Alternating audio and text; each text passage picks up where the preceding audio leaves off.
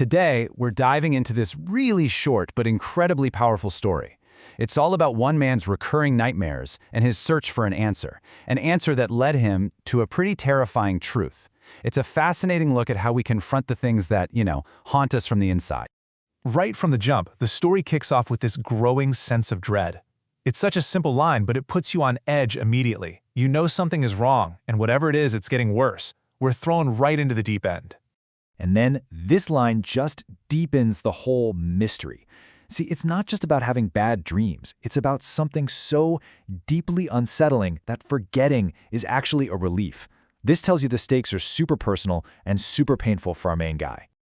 Okay, so let's meet the man at the center of all this, Steve Everett, and really get to the heart of the problem that is just tearing his nights apart.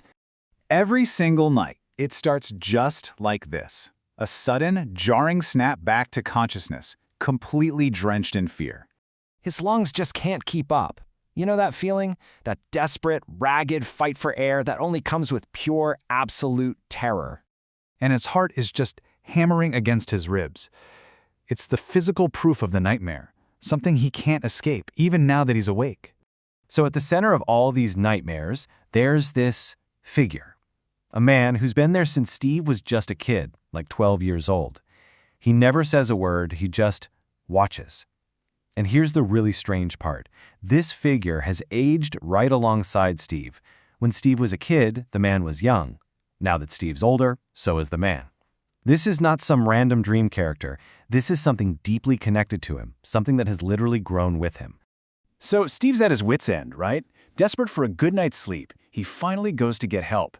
He sees a specialist, a Dr. Fitzrobert, probably hoping for some pill or a simple cure. But the advice he gets, well, it's anything but conventional. And you just see this wild contrast. On one side, you have Steve's terrifying reality. Nightmares getting worse, this lifelong silent watcher, and just escalating panic. And on the other side, the doctor's prescription is shockingly simple, almost absurd.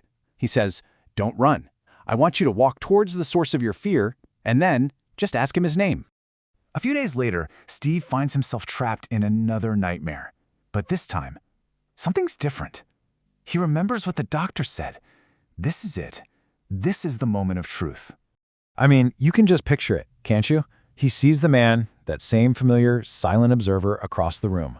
Every single instinct in his body must be screaming at him to run, to hide, to do anything but this.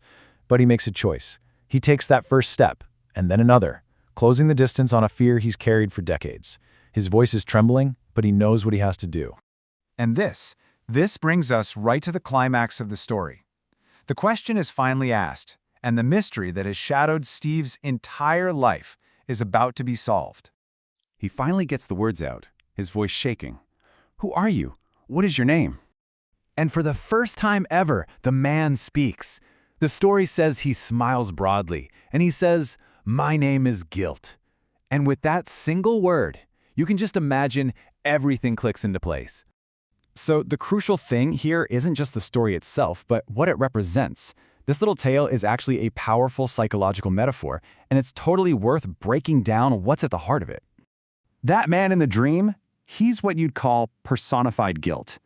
It's this idea of taking an abstract, internal feeling, something we all know, and literally giving it a face, giving it a form. It's that unresolved emotion that just sits there in the back of your mind, silently watching, influencing your life from the shadows until you finally get the courage to turn around and look it right in the eye. And this story, it gives us such a clear roadmap for how this works.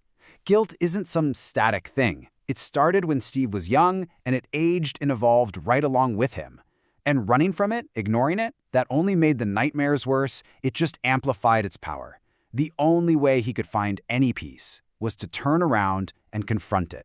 And the most critical step of all was simply to name it, to identify the fear, because that's where the control really begins. And here is a detail that we absolutely cannot overlook. The figure, this thing called guilt, it doesn't smile with menace. It smiles when it's finally acknowledged.